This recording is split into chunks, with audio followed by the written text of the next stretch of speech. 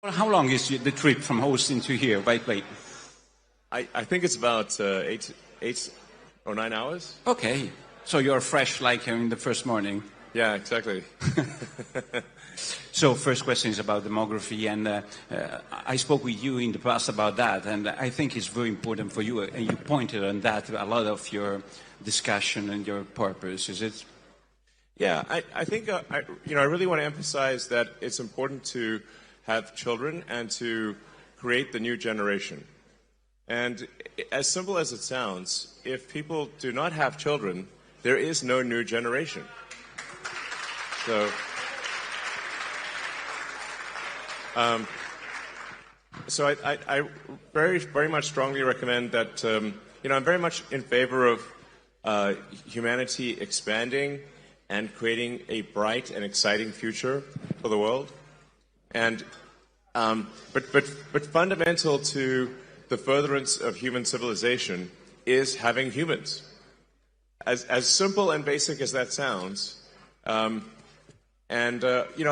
year I look at the birth rates, and I'm like, it's kind of a bit depressing because birth rates seem to decline every year, and I think that perhaps my biggest advice to leaders, to government leaders, and to the people in general would be to make sure to have children to create the new generation. And I think any incentives that can be done to incent the new generation, to make it easier for women to have children and to support the children, I think would be very wise. This is so fundamental, and I really can't emphasize that enough. If you don't have a new generation, there is no new generation. Or with current birth rates, I think it may be the generations birth rate is maybe half of the replacement rate. And what that means is in 3 generations, the population will be roughly 1/10 of its current size. In 3 generations, maybe 4 generations, the population will be 1/10 of its current size. So I always want to emphasize this point because it is so basic and fundamental that if there's not at least a birth rate which is keeping population constant, then a people will disappear. Disappear, Mr. Musk, disappear. Disappear. We have a lot of immigration. Somebody says that immigration is important for that reason. What's your point on that? Immigration is coming in Europe and is coming in America from the south of America and then Europe from the south of the Mediterranean Sea. What do you think about that? Well, I think one can't depend on other countries for immigration.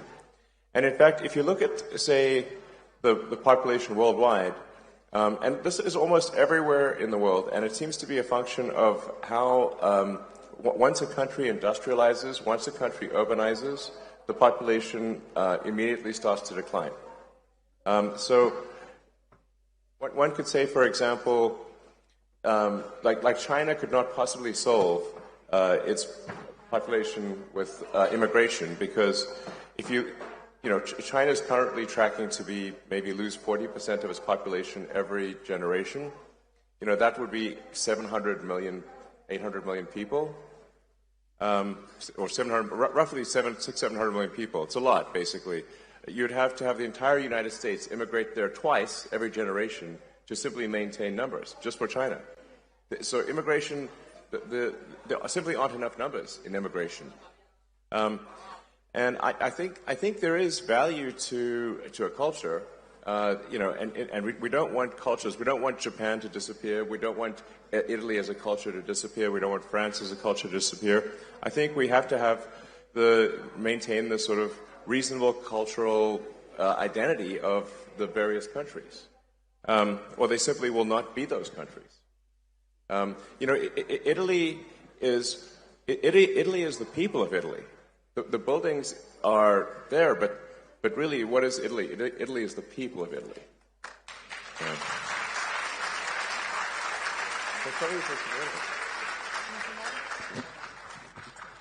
So, I mean, I just think it's a, and I speak as someone who is very much an environmentalist, and I believe in having, building a sustainable future for the world. I think that there are very few people who as an individual, who've done more than I have to help the environment with electric cars and solar and batteries to create a sustainable energy future, because we absolutely need a sustainable energy future. But there is an aspect of the environmental movement that I think has gone too far. Really, said from you? Yes. So said from me, I think I am objectively one of the world's leading environmentalists in terms of doing things. I would say so. Like, I'm an environmentalist who does things. I'm of action, not talk. I act. So I feel I can say, as an environmentalist, that the environmentalist movement has gone too far, and in that, if you, in the natural extension of the environmentalist movement, if you go too far, you start to look at humanity as a bad thing. You start to look at humanity as though we are a plague on the surface of the earth, as though humanity is a bad thing. And in fact, there are some people who think and say explicitly that. In fact, there was on the front page of the New York Times, there was a guy who said, there are 8 billion people on Earth, it would be better if there were none. Which is crazy. Definitely. So you told me a joke about that. You told me once a joke about the cows and the problem with the cows. You remember that? Oh, yeah, don't worry about the cows. The cows are fine. Cows are not going to destroy the environment. Cows are fine. Yeah. Yes. We have a lot of laws, European laws against all the people who work with them. It's a big issue for us because it seems a green issue, but it's a very industrial issue for us. Yeah, I think farming and cows do not have any meaningful effect on the environment. Yes, underline, please. Yes, objectively, this is true. If you say like. There's really only one thing that matters from an environmental standpoint for carbon, which is that we are taking billions, eventually trillions of tons of carbon from buried deep under the earth and transferring it to the atmosphere and oceans. That's actually really all that matters is taking vast amounts of carbon from underground where it's buried and moving it into the atmosphere by burning it. And if you do that for long enough, eventually you will get climate change. Now, I think the climate change alarm is somewhat overblown in the short term. It's still a concern in the long term, but I think it's exaggerated in the short term. Great. Now, so I'm trying to thread the needle here between what, what is pragmatic and what is sensible, what really matters and what doesn't matter. What really matters is that over the long term, over the course of the next several decades, that we gradually reduce how many millions and billions of tons of carbon that we move from underground and to the atmosphere, because we're running sort of a climate experiment that is dangerous. But I also don't think that I think of it as a fundamental civilizational risk. It's not going to destroy life on Earth. It's not going to destroy humanity, but it will create hardship if you change the climate over many decades. So I think my message is I think much more pragmatic and I think correct and sensible. And I don't think we should demonize oil and gas. I think we should say, look, that is obviously necessary in the short term. And the medium term too, and it'll take several decades to become sustainable. So I think if we just, without getting too worried about it, seek to have a sustainable energy future gradually, then that's what will happen. But I think that some of the environmentalist movement is part of what is causing people to lose hope in the future. So I guess what I'm trying to say is that we should have hope in the future. We should be excited about the future, and we should build the future we want. What about, Elon, you call it the woke mind. Yes, it's the name you gave to that, woke mind that virus, illness. Woke mind illness. What's that virus? Yeah, so it's coming to Europe. I have to advise you, huh? Yes, well, this is not something you should import from America. Please don't import the woke mind virus. It's bad. So, I mean, essentially, that to summarize maybe the woke mind virus, it consists of creating very, very divisive identity politics. So it actually amplifies, woke mind virus, in my view, amplifies racism, amplifies frankly, sexism, and all the isms. And while claiming to do the opposite, it actually divides people and makes them sort of hate each other, and it makes people hate themselves. And it's also anti-meritocratic. It's not like, it's not merit-based. So you want to have people succeed based on how hard they work and the talents, not who they are, whether they're man, woman, what race or gender. That stuff is all creating. It's an artificial, mental civil war that is created, and it's not. And let me tell you, it's no fun. Okay, no fun. It is like woke mind virus and fun are incompatible. There's no fun in that. No joy. The woke mind virus is all about condemning people instead of celebrating people. Like when in the woke, it just doesn't celebrate. It's all about condemning and being divisive and being I think it's just evil, frankly. Really? Yeah. Yeah, it's bad. So bad. Yeah. But you get a lot of problems saying so on your social in X, or have this point of view. You were a good friend of Obama administration, and now they don't really like you so much for this kind of speech you do in public, or not? I don't know. I'm very pro-human. I'm very pro-civilization. I'm in favor of humanity. And our collective consciousness expanding on Earth and going beyond Earth, being a multi-planet species, a spacefaring civilization, and being out there among the stars and finding out the nature of the universe. Like all the things that, that seems like to me an exciting thing, something you can get really excited about, is you can get excited. Like we want to have ideas that make you look forward to waking up in the morning, look forward to the day, look forward to the future. And, so you have to say, what excites you about the future? What moves your heart about the future? What makes you say, like, yes, I'm glad about what will happen in the future? That's what we must, focus on. And that's why we have to have a new generation. We've got to build and we've got to grow. And like I said, we understand this, understand the nature of this beautiful universe that we find ourselves in, and the meaning of life, or even what questions to ask about, the meaning of life. Let us explore this wondrous creation and have a good time doing it. Yeah. That's my philosophy. Let me go back for a little, because I want to ask you about your perception of Europe as a building, not as people. Because Europe do a lot of laws, want a lot of integration of cultures, different cultures, and has different approach to the immigration. We heard Meloni did a lot on that with Premier Rama, I see, in the first line of Albania. What do you think about this approach of Europe, approach as building, I would say, as an established building?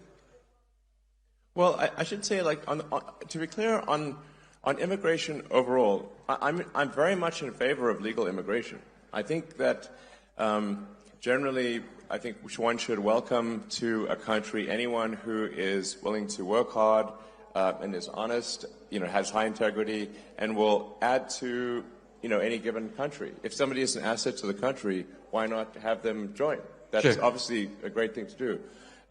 So I think it's good actually to have an increase in legal immigration, and a simple legal with paper, with yeah, just some approval process. Sure.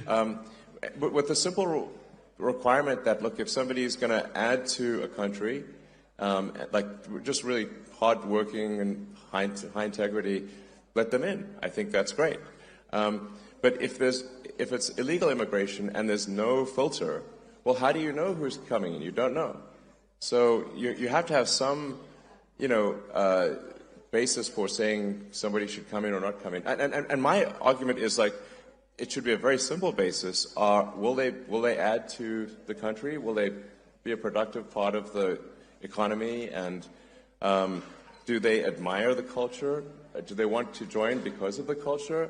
Then that's great. But if there's no process for that, then you don't know. I think at least some number of the people that come in will not be necessarily. And I want to be careful because my words will be misconstrued. Yeah. I'm not saying all illegal immigrants are bad. I think perhaps most of them are good. But there will be some, if there's no process for reviewing, not at all, then how can you say that everyone who is an illegal immigrant is going to be honest and hardworking? You can't say that because you simply don't know. So I want to be clear, top line, pro-immigration, but let's increase legal immigration, but we should stop illegal immigration. I think this is just logical. You have a lot of companies. So that's right. You can drink because I want to do the list of the companies. Yeah. You have 5-7 minutes to do that. I mean, I'm joking with SpaceX, Neuralink. So many X's. All the X's. Guess what my favorite letter is? Okay. X, I guess.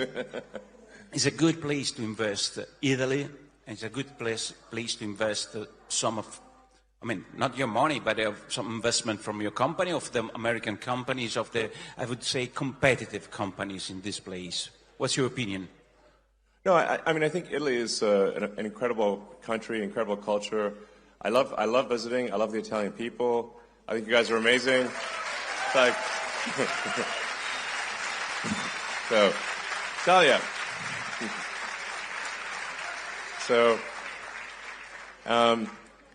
I want personally I want the prosperity of Italy, and I want the prosperity of every country. I want the prosperity of humanity as a whole, and like I said, I want us to have an exciting future where we're fired up about what's going to happen and really excited. So I think Italy is a great place to invest. It's a great great country. But I do want to emphasize that I do worry about the low birth rate, and if a company is to invest in Italy, they're like, well, you have to say, like, will there be enough people to work there? It's a simple question. If the workforce is declining, then then who will work at the company? It's simple. If there's no people, there's no people to work. Yeah, but in 50 years, 60... No, I think it's even sooner than that, though. You're so worried about that. Is the problem? I feel like a total Cassandra here, because I seem to be worried about it much more than other people.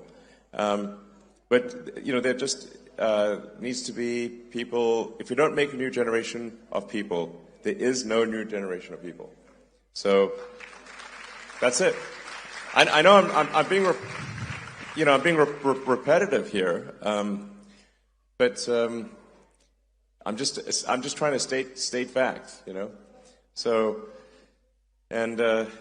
so it's a good place to invest. I agree, it's a good place to invest, and a wonderful country. So. Please make more Italians, is what I'm saying. You said once that the internet is the system, is the I write down your word, the nervous system of humanity. What's it? The internet, yes. You said once to me. And what's a long time ago, artificial actually. Intelligence for you? Sorry? Artificial intelligence. If that is the nervous system, artificial intelligence, what's I mean, use another metaphor. You asked me what do I think of artificial intelligence? Obviously. Well, you can think of artificial intelligence as this is perhaps the biggest inflection point in intelligence since Homo sapiens.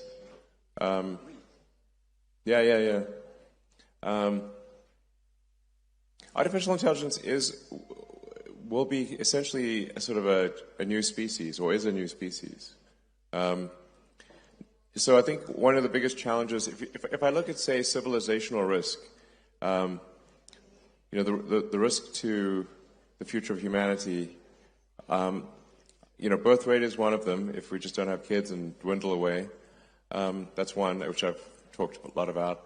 The other is, there's always like potentially nuclear war, of course, that kind of thing. Then AI is also an existential risk. And we need to be, I think we need to be careful with the advent of AI. But it is very much, very much a double-edged sword. You can think of AI as kind of like the magic genie, that like digital superintelligence will be capable of doing anything. Anything. Pretty much anything. But he doesn't have any consciousness. I'm wondering about that.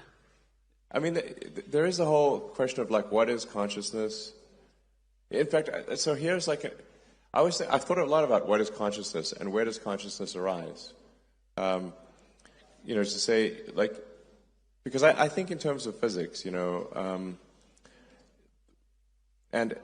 at least if physics is true, then we go from a start of the universe where things are almost entirely hydrogen, and then if you leave the hydrogen out long enough, eventually it coalesces into stars, and then those stars explode, and then they recondense, and like most of the mass in your body was once at the center of a star, which is kind of wild, billions of years ago, and so where along the lines of hydrogen to human does consciousness arise?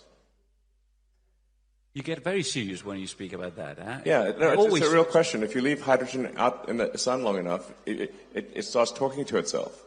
Here we are, hydrogen talking to itself. How to deal with that? So, if it is so important, how to deal? I mean,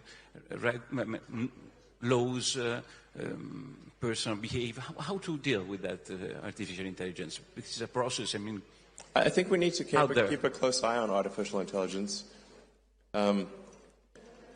I'm in favor of some regulatory insight, just so that someone can at least be a referee. Like, if you think of any game, like there's always a referee for a game. For industries that affect the good of the people, there are regulatory agencies that oversee those industries. Anything that's dangerous is overseen by some kind of referee or regulator. I think we should have the same thing for AI, just to help ensure that it is beneficial. The good part of AI is that we are headed for a future of abundance. So AI and robotics will mean that there are no shortage of goods and services. There will be goods and services. If you can think of it, you can have it, basically. So this is quite profound. Like I said, it's the magic genie. AI and robotics will get you anything you want. Now, usually in these sort of fairy tales about magic genies, it doesn't turn out so well. You have to be careful what you wish for, even if what you wish for are wishes. So it's just something we should be cautious about. Okay. On the plus side, it will bring many benefits, like I said. It will usher in an age of abundance. So the positive scenario of AI is that there's an age of abundance, and there's no shortage of goods and services, that any scarcity that exists will be only because we define it to be scarce. So, and it does seem to be somewhat of an inevitable thing, AI. So, there's that supposedly that Chinese saying about may you live in interesting times. Well, I think we currently live in the most interesting of times in all of history, right now. So anyway, so my recommendation on AI is I think we want some kind of regulatory oversight just to make sure that it's beneficial AI. Great. Yeah. We hope so. I hope so. And what about the governments? Like, they are elected by people, like Meloni and this government and the other government. They have any risks, or what do you think about these challenge for the executive of the nations about all this new process? Sorry, I'm not sure I understand the question. What's the risk for the government of this artificial intelligence? Are there any risks? That democracy is finished? Well, I think there's certainly risk of artificial intelligence affecting voting opinion, I suppose, and manipulating public opinion. So I think there's some risk of, AI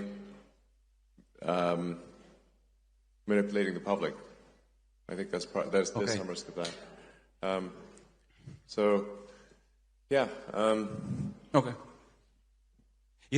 But I think, like I said, 80% probable that AI is beneficial, 20% harmful, something like that. I'm always worried because, we have a new government, it's 2 years, this government, almost 2 years.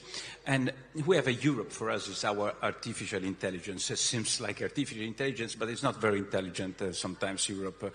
And so I'm wondering, what do you think about the government and about Europe? For us, it's so important, the relation. I understand artificial intelligence in the future, but in the present, we have laws, constraints that comes from Europe. What do you think about that, if you have any opinion on that? What do you think about Italian government, which is trying to have a position, I would say a position, Meloni? I don't know if there's more than a position. You want me to be more tough than a position? It's okay. What do you think? It's good to have a position in Europe, to be, I would say, different from main course of European politics. Do you mean like country decisions versus EU decisions, or? Decision about green, about the politics, immigration? Oh. There's a separate question of, I think regulations in Europe, there are too many regulations. In general, I'm not speaking about a specific case of AI. I think one could look at this as overall a fundamental function of a stable civilization. The longer that any given civilization is stable and does not have a big war, the more rules and regulations will accumulate over time. So rules, regulations, laws, they are immortal. They never die. But people die. So if every year more and more rules, regulations, and laws are added, you will eventually make everything illegal. And you can think of it sort of like Gulliver's Travels, where Gulliver, if the nation is Gulliver, is being tied down by one little regulatory string at a time. And eventually you have millions of strings, and then the giant can't move. And so I think there needs to be something where we delete rules, regulations, and laws, because if all we do is add them, eventually we will be able to do nothing. Okay. Shall I do some question about your companies? Because here there are all the young people, not only the young people from important Italian party, and most of them use the social network. They use X, and I saw in the past days that the CEO of Disney said, "I don't want to invest any advertising on X," and he's investing, for example, in the Meta, in the Instagram, and he said there are problems of I don't know which kind of problem they find on X. Yeah, in some comparison. I want child exploitation on what Instagram. kind of, yeah, what's going on? Why an important investor like Disney said something so tough on X? What's going on there? Well, I think first of all, I think X will be fine, and we are actually already seeing advertisers return to X. So I guess they were, I don't know, upset with something I said or something. I don't know, but they, advertisers, I think, the brand advertisers are a little, they're always worried about their brand, and maybe I think maybe a bit more than they should be, but I think it's a short-term issue. Like I said, the advertisers, they sometimes get upset, but then they usually calm down and they return to advertising. So, come on, you know that there is the woke virus over there. Well, oh yes, I have to say so. I don't want to answer for you. Yeah, no, you're right. If we're going to fight the woke mind virus, then the woke mind virus will fight back. And unfortunately, Disney is deeply infected with the woke mind virus. In fact, if you ask an AI what is the most woke company on earth, it's Disney. Really?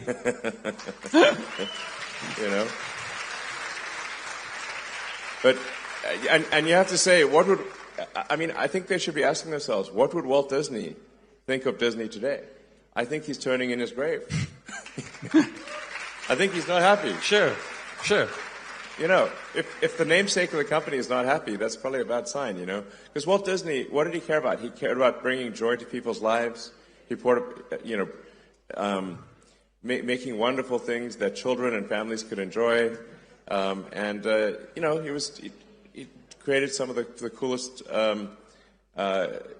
art in the world, and stuff that even 100 years after it's created, we still remember it. And it's still a major thing. But you have to say, how great was Walt Disney? It was amazing. But now, Disney, at least for now, is deeply infected with the woke mind virus. I think that will, that will change over time. Yeah, I hope so. You're right that the European Commission, they're not investing on X. You know that. Maybe they got the woke mind virus too. Yeah. You don't care. I think so, And it's like, why are they importing this crazy thing from America? It's like it's just some thing that was created basically by sort of far left crazy people in U.S. colleges, and now it's spreading all over the world. And it's like like the thing is, the woke mind virus. It's not a message of joy. It's a message of division. Sure. It's not a message of love. It's a message of hate. And I was like, and so I'm like, let's, I don't know, I'm in favor of let's have a future that's got more love, more more, and let us build a fun, exciting future. And the woke mind virus is all about condemning one group and condemning this, condemning that. It's like, and it's also like, just being it just wants to scold you all the time and treat you like I don't know. Who wants to be scolded, It's not fun. So anyway, I think we want to,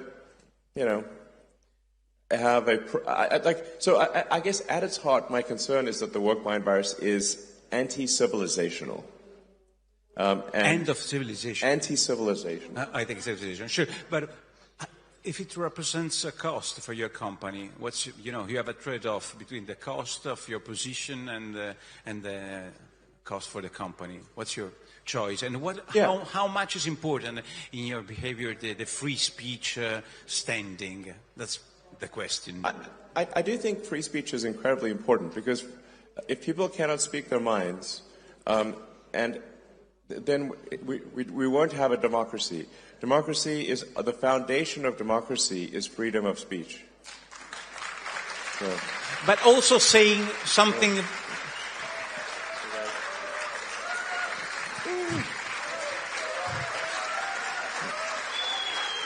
So Andrea Stroppa is is laughing at that because he knows that it's so important for you. But tell me more about the free speech, because here is very important. A person here couldn't speak for a lot of people because they were considered mavericks and worse than that. Free speech for everybody is important, not just for the person who say the right things. It's correct. Exactly. No, exactly. Free speech means that free speech is only relevant. Free speech is only meaningful if you allow people you don't like to say things you don't like. So that's how you know it's working. That's how you know it's working. Because once you start to censor people you don't like saying things you don't like, it's only a matter of time before that censorship turns on you.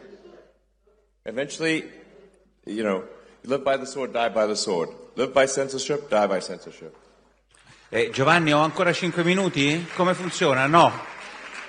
2 minuti. Vabbè, allora abbiamo 2 minuti. Ragazzi, qua Che cosa? Tutti fategli un applauso a Elon. Dai, facciamogli altri paio di minuti,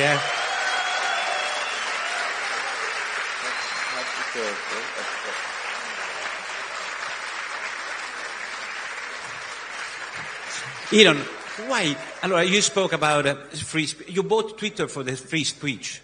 2 minuti, dai, 2 minuti, Just for the free speech, not for the business inside. You bought Twitter. Well, I mean, here's the thing. So, I think you have to say, like, if civilization is not strong, if civilization doesn't grow, then nothing else matters. Profits don't matter if civilization collapses. There's no profits. There's no, we cannot exist absent civilization. So sometimes people may say, like, well, is this an altruistic thing? I mean, I think for me, it feels altruistic, but even if one is not altruistic, even if one is very self-centered, you have to say, if you simply think long-term, you have to be pro-civilization because you cannot exist without civilization. Okay? How important from 0 to 10 in the scale from 0 to 10 money? You are the richest person in the world. How is important money for you from 0 to 10? 0 is the less important and 10 is the good one. I don't know. I don't want to... 1 or 2 or something? No, come on. No, I mean... You have 1 to say, or 2. Just 1 or 2. Well, if you say, like... The reason I guess I have what so-called wealth, or it's really just shares in the company, is that I've created these companies. And these companies like SpaceX and Tesla is 140,000 jobs direct worldwide, and 5 times that number, maybe almost 1 million jobs when you look at the whole supply chain is what Tesla's created. And then SpaceX is about 15,000 people, and also, like maybe for total supply chain, 50,000 people. So, I mean, I've basically, with the help of many talented people, built these companies, and then the so-called these wealth statistics simply add up what the ownership is in the companies and say, okay, this is a certain amount of money. But I don't actually have that in money. I have it in stock. It's just that the companies have succeeded. But how was the last launch of the SpaceX? Tell me something. Last question, please, Giovanni. The last launch. I see Mauro there sitting on the floor. Why are you sitting on the floor? Are you worried about the highness? Hey, Mauro. How was the last launch? You were optimist about your SpaceX, the big? Yeah. So, well, Starship. So the exciting thing about Starship is that it's the first rocket design that could make life multiplanetary, that could enable a self-sustaining base on the moon and a city on Mars. Because it's not just a very large vehicle, but it is designed for full and rapid reusability. So that would lower the cost of access to space by, I don't know, maybe 100 or more. And so, basically, it's the first rocket that is capable of building a base on Mars and a base on the moon. Yes, that's it. Yeah.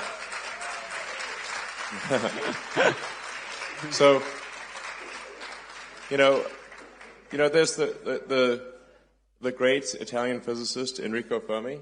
I'm a big admirer of Fermi, and he was very good at asking profound questions.